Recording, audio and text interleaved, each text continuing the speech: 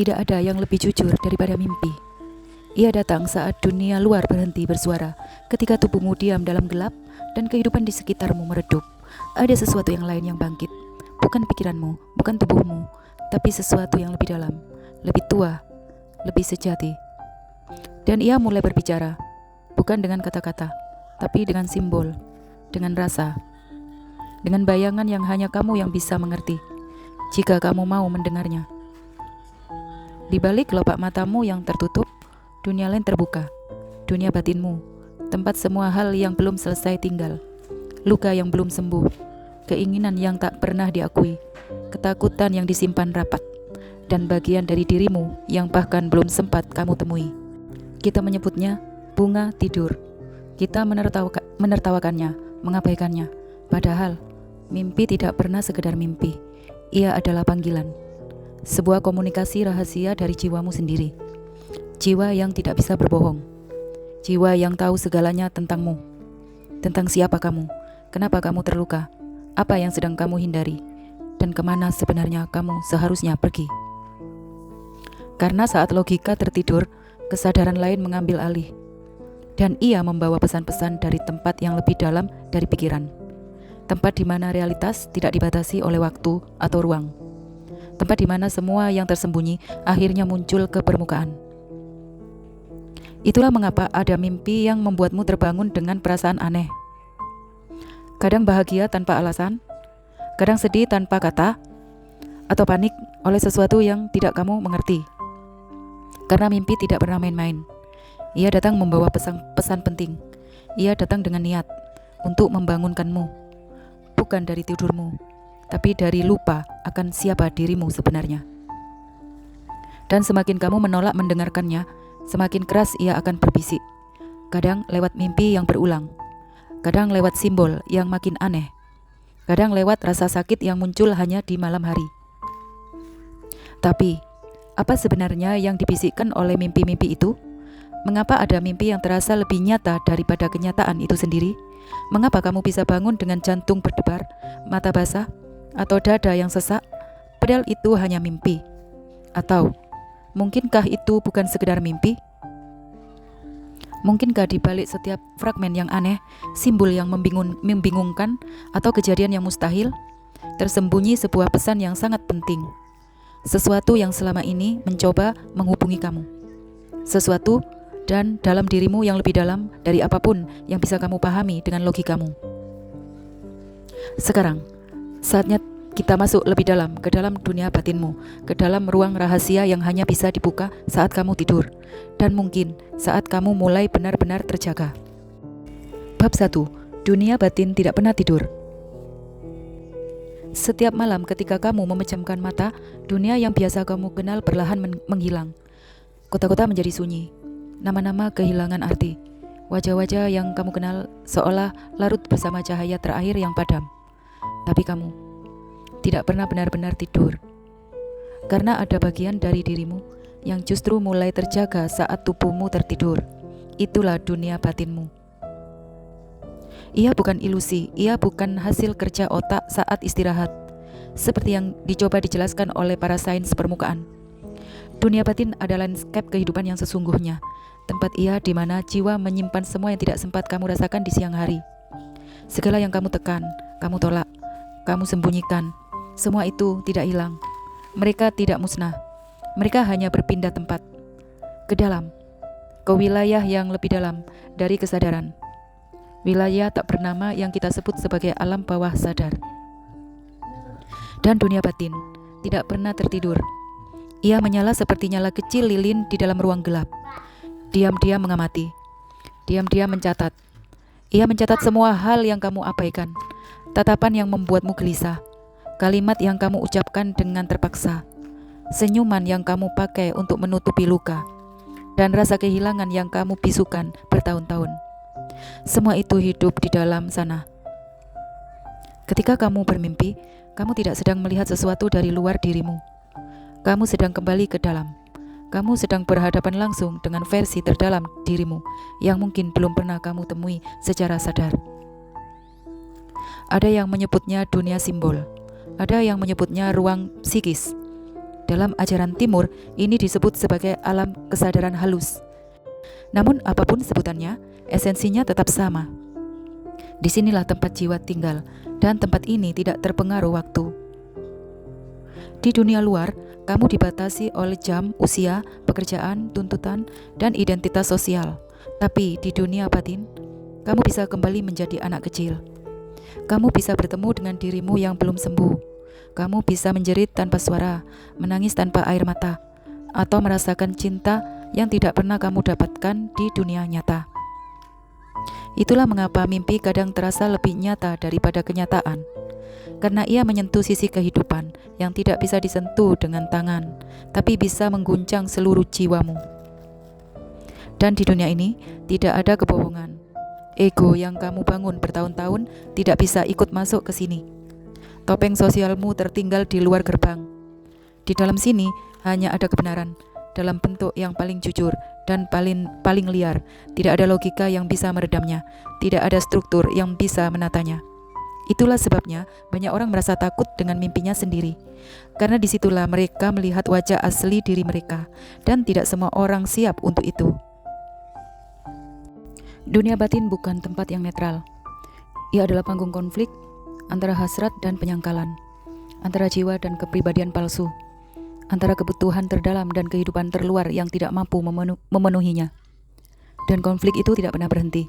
Bahkan saat kamu tertidur, ia hanya berganti bentuk, menjadi gambar, menjadi bayangan, menjadi cerita-cerita aneh dalam mimpi yang kamu anggap tidak penting. Padahal semuanya penting. Setiap malam, dunia batinmu menata ulang memorimu. Ia mencoba membimbingmu, memperingatkanmu, menyembuhkanmu, dan bahkan memberimu petunjuk. Tapi kamu harus mau membacanya. Kamu harus punya keberanian untuk duduk bersama mimpi-mimpimu, untuk berkata, "Aku siap mendengar apa yang selama ini aku tolak." Karena mimpi tidak pernah mengarang. Ia hanya menampilkan apa yang sudah ada di dalam dirimu. Dan seringkali apa yang ada di dalam lebih luas, lebih gelap, dan lebih megah daripada yang bisa kamu bayangkan. Inilah sebabnya para mistikus zaman dulu menyebut tidur sebagai perjalanan malam jiwa-jiwa. Mereka tidak melihat tidur sebagai akhir aktivitas, tapi sebagai awal dari petualangan batin. Bukan sekedar istirahat biologis, tapi kesempatan untuk kembali ke rumah spiritual mereka yang sejati. Dan kamu pun bisa melakukan perjalanan itu setiap malam, tapi ada syaratnya. Kamu harus percaya bahwa dunia batinmu bukan sekedar ruang gelap tanpa makna. Ia adalah cermin yang paling jujur. Ia tidak akan pernah memberimu kebohongan. Ia tidak bisa, karena ia adalah bagian dari dirimu yang masih murni, belum tercemar oleh konstruksi sosial, belum dikurung oleh ketakutan, belum dipenjara oleh kehausan untuk menjadi baik atau sukses menurut definisi orang lain. Dunia batin tak pernah tidur. Dan selama kamu masih hidup, selama jiwamu masih menyala, selama kamu masih mencari makna dari hidupmu, maka dunia batin akan terus bekerja. Diam-diam, setia dan dalam, menunggumu untuk tidak hanya tidur, tapi benar-benar kembali. Bab 2. Bahasa rahasia yang tidak bisa dibohongi. Mimpi tidak berbicara dengan cara yang biasa kamu mengerti. Ia tidak memakai kata-kata. Ia tidak memakai kalimat. Ia tidak berbicara dengan logika seperti manusia bicara pada manusia. Ia memakai bahasa yang jauh lebih kuno, lebih murni, dan lebih dalam, bahasa simbol. Dan simbol, seperti pintu rahasia, tidak akan pernah terbuka bagi pikiran yang tergesa-gesa atau hati yang tertutup. Ia menuntut perhatian. Ia menuntut rasa ingin tahu. Dan yang paling penting, ia menuntut keberanian untuk merasakan sesuatu yang mungkin tidak nyaman, tetapi jujur. Mimpi sebagai pesan dalam botol yang dikirim dari lautan terdalam jiwa, anggap aja seperti itu. Tapi botol itu tidak berisi teks yang bisa dibaca oleh manusia. Ia berisi gambaran, peristiwa, suasana, sensasi. Kadang begitu nyata, kadang begitu absurd, tapi selalu penuh makna. Mari kita buka satu persatu. Bayangkan kamu bermimpi dikejar sesuatu yang kamu tidak tahu apa. Kamu berlari tanpa tujuan, tanpa arah, hanya ingin lolos. Kamu terbangun dengan jantung yang berdebar-debar, nafas tak tentu. Apa yang sebenarnya sedang terjadi? Mungkin dalam hidupmu, kamu sedang melarikan diri dari sesuatu, bukan secara fisik, tapi secara emosional. Mungkin kamu sedang menyangkal rasa takut. Mungkin kamu tidak berani menghadapi kenyataan bahwa kamu tidak bahagia, bahwa kamu terjebak dalam rutinitas yang membunuh jiwamu perlahan. Tapi semua itu, yang kamu tutupi di siang hari, muncul dengan jujur dalam mimpi, tanpa kompromi, tanpa sensor. Atau bayangkan kamu bermimpi berada di sebuah rumah besar yang asing, tapi terasa familiar. Setiap ruangan punya suasana berbeda. Ada yang terang, ada yang gelap. Ada kamar terkunci yang tidak bisa kamu buka. Apa artinya? Rumah dalam mimpi sangat sering menjadi simbol diri. Ruangan-ruangan di dalamnya mewakili aspek-aspek dari dirimu. Ingatan, emosi, kepribadian, bahkan bagian dari masa lalu kamu yang sudah kamu kunci rapat-rapat. Kamar yang terkunci bisa saja menggambarkan trauma yang belum kamu selesaikan. Cahaya yang masuk dari jendela bisa menunjukkan harapan yang masih tersisa. Dan koridor gelap yang membuatmu takut. Itu mungkin adalah bagian dari dirimu sendiri yang selama ini kamu hindari.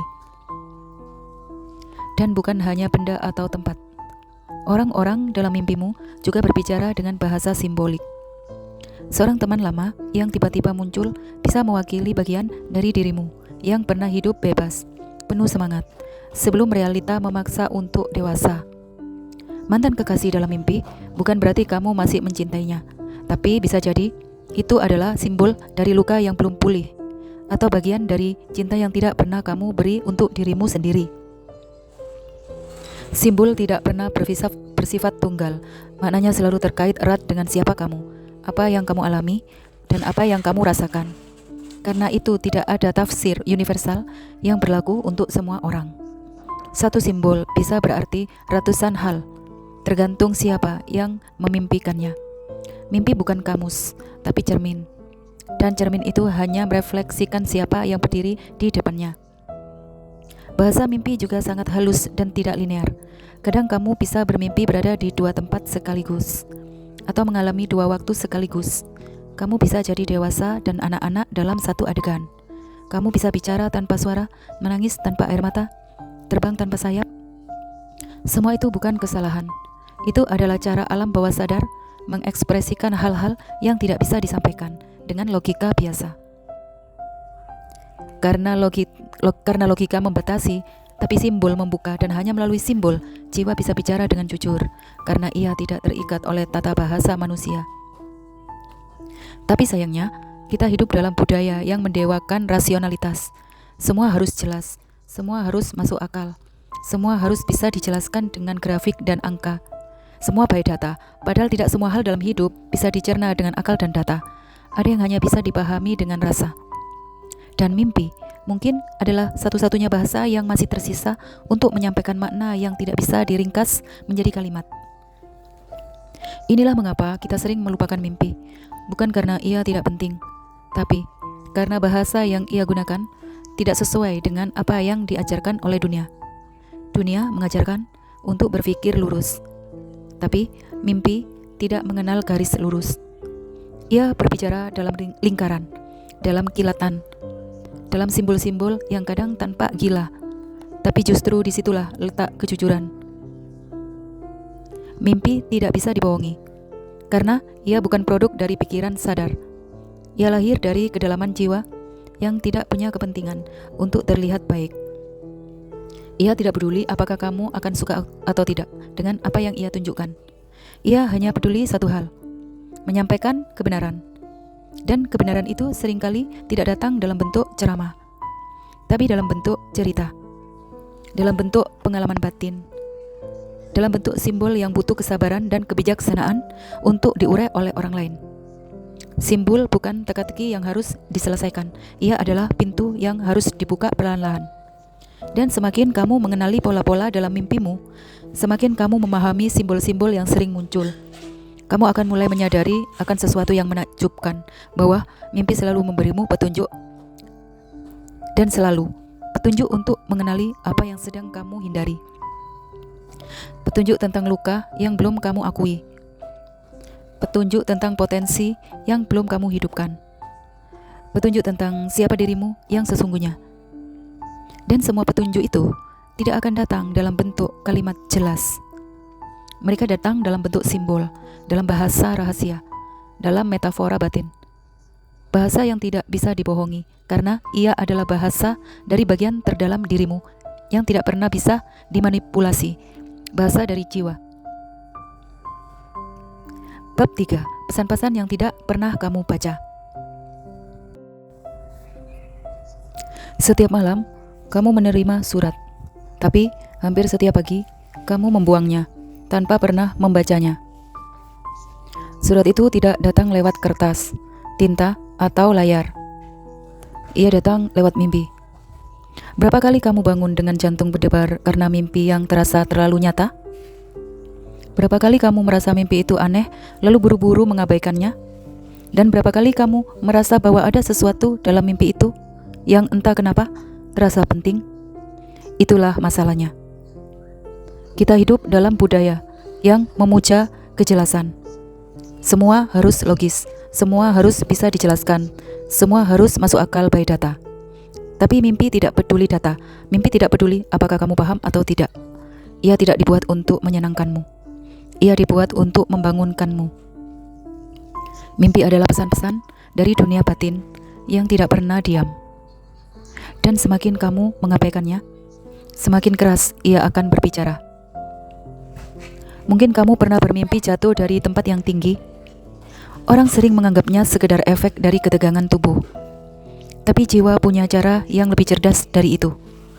Mimpi jatuh bisa menandakan kehilangan kendali. Mungkin kamu sedang berusaha mempertahankan sesuatu yang sudah tidak stabil. Mungkin kamu terlalu lama menyangkal bahwa kamu tidak berada di tempat yang seharusnya. Dan mimpi itu muncul. Bukan untuk menakutimu, tapi untuk jujur kepada kamu. Atau kamu bermimpi kehilangan seseorang, orang yang kamu cintai, orang yang bahkan sudah tiada. Tangis yang kamu tahan di siang hari muncul dalam bentuk kepergian di malam hari. Itu bukan sekedar kenangan. Itu adalah bentuk ekspresi emosi yang tidak punya ruang di dunia nyata. Banyak dari kita tidak tahu bahwa tubuh kita bisa tertidur, tapi perasaan kita tidak, jiwa kita tidak tidur. Ia tetap aktif mencari cara untuk berbicara, karena di siang hari terlalu bising untuk mendengar suara dalam diri kita. Maka malam adalah satu-satunya kesempatan bagi jiwa untuk mengetuk. Ketukan itu bisa sangat lembut, seperti mimpi tentang danau, atau pelukan dari seseorang yang tidak kamu kenal, tapi terasa sangat akrab. Tapi kadang, ketukan itu berubah menjadi hentakan. Mimpi tentang kematian, kebakaran, banjir, atau bencana-bencana alam, itu bukan hukuman, itu peringatan. Itu adalah jiwa yang berteriak dari dalam, mencoba mengirim pesan yang terlalu penting untuk diabaikan. Salah satu jenis mimpi yang paling sering muncul adalah mimpi berulang. Pola yang sama, tempat yang sama, situasi yang sama. Kamu mungkin berpikir itu kebetulan, tapi tidak ada yang kebetulan dalam bahasa jiwa. Jika mimpi terus muncul, itu artinya pesan di dalamnya belum kamu pahami. Mungkin kamu terus bermimpi berada di sekolah, terlambat ujian, atau tidak menemukan kelas. Itu bisa berarti kamu sedang merasa tidak siap menghadapi tekanan hidup. Mungkin kamu merasa diperiksa oleh kehidupan, tapi kamu merasa gagal memenuhinya. Atau kamu bermimpi tentang labirin, jalan sempit, lorong-lorong yang panjang tanpa berujung. Mungkin hidupmu sekarang terasa buntu. Mungkin kamu tidak tahu harus kemana, dan mimpi itu muncul malam demi malam. Bukan untuk membuatmu takut, tapi untuk membuatmu melihat. Jangan buru-buru menghapus mimpi dari ingatanmu, karena bisa jadi itu adalah pesan yang kamu cari selama ini. Jawaban dari kebingunganmu, kunci dari rasa hampamu, arah dari kegelisahanmu. Semua sudah dikirim kepadamu, tapi kamu tidak pernah membacanya. Ada juga mimpi yang terasa begitu terang. Mimpi yang tidak membuatmu takut, tapi membuatmu terdiam. Kamu bermimpi berada di tempat yang pernah kamu kunjungi, tapi terasa seperti rumah. Kamu melihat cahaya yang begitu lembut, mendengar suara yang tidak seperti suara manusia, tapi menenangkan seluruh tubuhmu.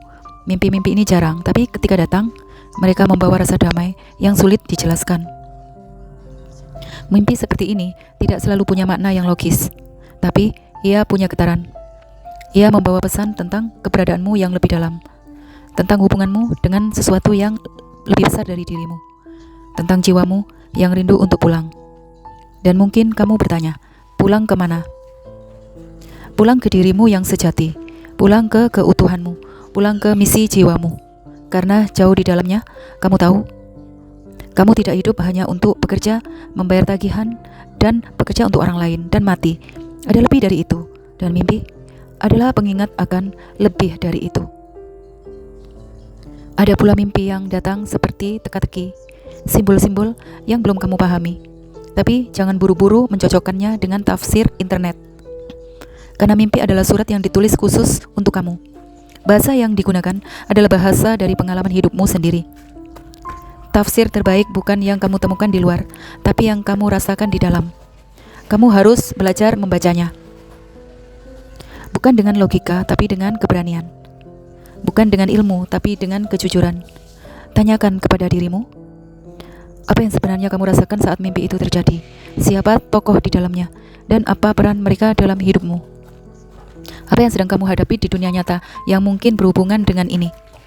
Dan yang paling penting, dengarkan perasaan yang tertinggal saat kamu terbangun. Karena kadang-kadang perasaan itu adalah inti dari pesan mimpi. Selama ini kamu mengira mimpi hanyalah gambaran acak. Tapi bagaimana jika itu adalah bagian dari dirimu yang lebih bijak? Bagian dari yang tidak terikat oleh kebiasaan, trauma, atau opini orang lain? Bagian dari yang melihat dari kejauhan dan ingin memberitahukanmu kemana kamu sebenarnya perlu melangkah. Mimpi bukan hanya cerita, ia adalah konstruksi komunikasi, ia adalah terapi, ia adalah pintu. Tapi semua pintu butuh kunci, dan kuncinya adalah kesediaanmu untuk membaca, untuk mendengarkan, untuk tidak membuang surat yang dikirim setiap malam. Karena suatu hari nanti kamu akan sadar bahwa semua pesan-pesan itu telah datang berkali-kali, bahwa semua itu sudah berulang kali kamu mengetuk hatimu, tapi kamu terlalu sibuk, terlalu takut, atau terlalu tidak percaya untuk membukanya. Ya, itulah adalah wahyu. Dan mungkin sekarang saatnya kamu berhenti mengabaikan itu, karena dunia batinmu tidak akan berhenti berbicara sampai kamu benar-benar mendengarkannya. Bab 4. Ketika mimpi menjadi jalan pulang. Apa artinya pulang? Bagi sebagian orang, itu adalah rumah. Bagi sebagian lain, itu adalah momen saat mereka merasa benar-benar diterima, dilihat, dan dicintai. Tapi ada bentuk pulang yang lebih dalam dari sekedar tempat atau perasaan. Itu adalah momen saat kamu kembali menjadi dirimu yang sejati, tanpa peran, tanpa topeng, tanpa ilusi, tanpa ambisi. Dan tahukah kamu bahwa mimpi bisa menjadi jembatan menuju pulang ke dalamnya? Di zaman kuno, mimpi bukan sekedar bunga tidur, ia dianggap sebagai wahyu. Suku-suku asli dunia mempercayai bahwa mimpi adalah komunikasi langsung dari roh leluhur. Di Mesir kuno, ada kuil-kuil yang dibangun hanya untuk bermimpi. Tempat di mana orang berpuasa, berdoa, lalu tidur dalam ruang suci dengan harapan mendapat petunjuk dari Yang Maha Kuasa.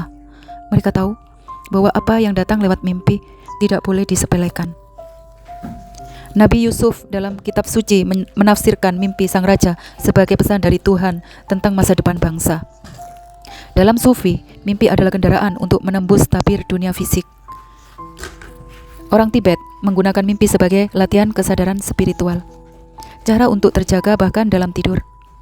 Mimpi adalah ibadah. Mimpi adalah jendela. Mimpi adalah jalan pulang ke pusat keberadaan kamu. Mimpi adalah wahyu ilahi. Tetapi kita justru memutus tali mimpi itu. Kita menertawakannya. Kita mengejek orang yang mencoba menafsirkan mimpi. Bahkan kita tidak peduli jika mimpi kita hilang begitu saja. Kita telah terlalu lama diajari untuk percaya bahwa satu-satunya kebenaran adalah yang bisa diukur dan bisa dibuktikan dengan data dan logika. Tapi jiwa tidak bekerja dengan logika, ia bekerja dengan makna. Dan mimpi adalah ruang paling murni di mana ruang makna itu muncul. Mimpi sering terasa begitu emosional karena ia menembus logika, menyentuh inti perasaan. Ia mengangkat luka yang belum kita obati. Ia mempertemukan kita dengan versi diri kita sendiri yang sudah lama kita tinggalkan. Ia membawa kita ke situasi-situasi yang menantang, bukan untuk menyiksa, tapi untuk menyembuhkan. Ada orang-orang yang menyebut mereka menemukan arah hidup setelah mimpi tertentu. Ada yang bertobat, ada yang pindah jalan, ada yang menemukan kekuatan untuk memaafkan. Dan semua itu tidak datang dari buku, seminar, nasihat orang, dari internet, tapi dari satu malam, dari satu mimpi yang terasa seperti wahyu, yang terasa seperti panggilan dari yang ilahi. Karena mimpi bisa membuka pintu yang selama ini tertutup. Pintu ke perasaan kita yang sudah kita kubur, pintu ke pertanyaan yang selalu kita hindari, pintu sisi spiritual yang telah lama kita tinggalkan. Mimpi yang membuat kita menangis karena kita merasa diingatkan. Mimpi yang membuat kita terdiam yang akhirnya kita melihat. Dan kadang mimpi tidak memberi jawaban, tapi ia memberi arah. Ada cara untuk menjadikan mimpi sebagai kompas dalam perjalanan hidupmu. Tapi seperti semua hal suci, ia butuh perhatian. Ia butuh ritual, ia butuh penghormatan. Pertama, catat mimpimu begitu kamu bangun. Sebelum membuka HP atau berbicara dengan orang, tulislah apapun yang kamu ingat, walau hanya satu gambar, satu kata, satu perasaan. Dengan melatih dirimu untuk mencatat, kamu sedang mengatakan pada jiwamu, aku siap mendengarkan. Kedua, rasakan, bukan hanya tafsirkan. Jangan buru-buru menganalisis mimpi secara kepintaran. Rasakan dulu apa yang kamu alami. Kadang makna sejati mimpi terletak bukan dalam ceritanya, tapi dalam getaran emosinya. Ketiga, lihat polanya. Jika kamu mencatat mimpi secara rutin, kamu akan mulai melihat pola. Ada tema-tema yang berulang, simbol yang kembali, tempat yang sama, tokoh yang hadir berkali-kali. Itu bukan suatu kebetulan, itu adalah pesan yang ingin kamu pahami. Dan yang keempat, gunakan mimpi sebagai cermin. Apa yang sedang kamu alami dalam hidup saat mimpi itu muncul? Apa konflik batinmu? Apa yang sedang kamu tahan, abaikan, atau bohongi dari dirimu sendiri? Mimpi adalah cermin yang jujur. Ia akan memantulkan apa yang dunia siang tidak bisa tunjukkan kepadamu. Dan jangan lupakan satu hal penting. Tidak semua mimpi bersifat pribadi. Ada mimpi yang membawa pesan kolektif. Mimpi untuk sebuah negara, tentang kehancuran, tentang banjir, kegelapan, bisa jadi adalah gema dari kesadaran dunia yang sedang sakit. Jiwa-jiwa yang peka bisa menangkap energi kolektif itu, lalu mengolahnya di dalam mimpi. Kamu bukan hanya individu yang terpisah, kamu bagian dari kesadaran bersama. Mimpimu mungkin sedang mencoba mengingatkanmu bahwa dunia luar juga perlu disembuhkan, dan penyembuhan itu dimulai dari dalam. Maka jangan diam saja. Ketika kamu benar-benar membuka dirimu untuk mendengar mimpi, kamu sedang menyalakan kompas. Kompas itu tidak memberimu peta lengkap, tapi ia akan menunjuk arah ke kedalaman yang selama ini kamu lupakan, ke sisi dirimu yang tidak bisa disentuh oleh akal sehat, ke bagian dirimu yang tahu siapa kamu sebenarnya sebelum dunia membuatmu lupa. Dan setiap mimpi adalah satu langkah menuju pulang. Pulang bukan ke tempat, pulang bukan ke masa lalu, tapi pulang ke rumah yang paling sejati kamu, yaitu dirimu sendiri. Teman-teman semua, malam bukan akhir dari segalanya. Justru di sanalah tempat dimulai. Saat dunia terdiam, jiwamu bicara lewat mimpi. Ia mengetuk pintu kesadaranmu, berharap kamu mau mendengar. Ini bukan bunga tidur. Ini adalah panggilan. Panggilan dari ilahi untuk pulang ke dirimu yang sejati.